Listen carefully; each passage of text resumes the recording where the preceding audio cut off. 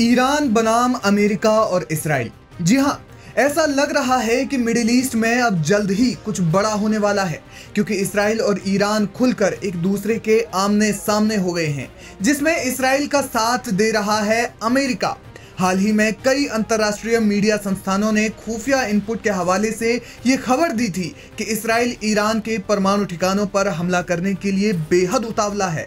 इसके बाद खबर आई कि सऊदी अरब ईरान और अमेरिका के बीच परमाणु संधि पर मुदाखलत यानी मध्यस्थता करेगा। इन खबरों से साफ समझा जा सकता है कि ईरान की ताकत से अमेरिका, इसराइल और अब सऊदी अरब भी खौफ में है। इसी बीच ईरान के supreme leader Ayatollah Syed Ali Khamenei ने अमेरिका और इसराइल को चेतावनी देते हुए कहा कि ईरान की सैन्य क्षमताएं बेहद उम्दा हैं और हमारे दोस्त और दुश्मन मुल्क इस बात को बेहद अच्छी तरह से जानते हैं। उन्होंने कहा कि इस मामले में ईरान अपने आप को बहुत महफूज महसूस करता है।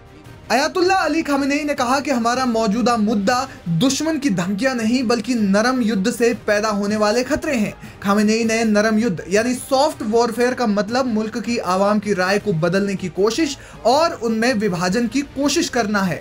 उन्होंने कहा कि दुश्मन का मानना है कि ईरान को हराने का सबसे आसान तरीका सॉफ्ट वॉर है, लेकिन ये कोशिशें अब तक सफल नहीं हुई है और ना ही आगे होंगी, क्योंकि ईरान की आवाम अपने मुल्क से बेहद प्यार करती है और वे हमारे युवाओं को उनके अज़्म यानी दृढ़ संकल्प और प्रगति से रोकने में विफल रहे हैं।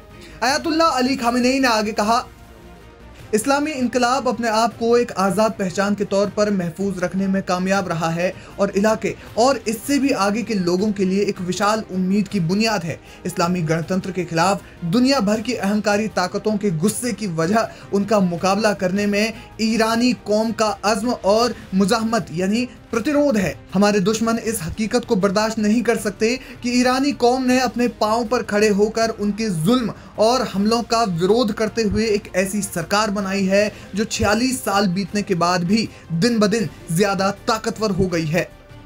खामेनेई ने कहा कि डिफेंस सेक्टर में लगातार हो रही तरक्की को रोका नहीं जाना चाहिए, हमें आगे और भी ज्यादा तरक्की करनी है। इस दौरान ईरान के सुप्रीम लीडर ने मगरबी ममालिकों यानी पश्चिमी देशों के उन दावों का भी खंडन किया जिसमें वे कहते हैं कि ईरान अपने दुश्मनों को उकसाता है। अमेरिकी सदर डोनाल्ड ट्रंप के दूसरे कार्यकाल के दौरान वे ईरान पर ज्यादा सख्त हो गए हैं। उन्होंने ईरान पर प्रतिबंध बढ़ाए, जिसकी वजह से दोनों मुल्कों के बीच रिश्ते और ज्यादा तनावपूर्ण हो गए, वो भी तब जब इसराइल उसके परमाणु ठिकानों पर बाज जैसी नजर गड़ाए बैठा है। लेकिन बावजूद इसके पहले ईरान के राष्ट्रपति मसूद पेज़ेश्कियान और अब supreme leader Ayatollah Ali Khamenei ने बेखौफ होकर अपने दुश्मन को चेताया है।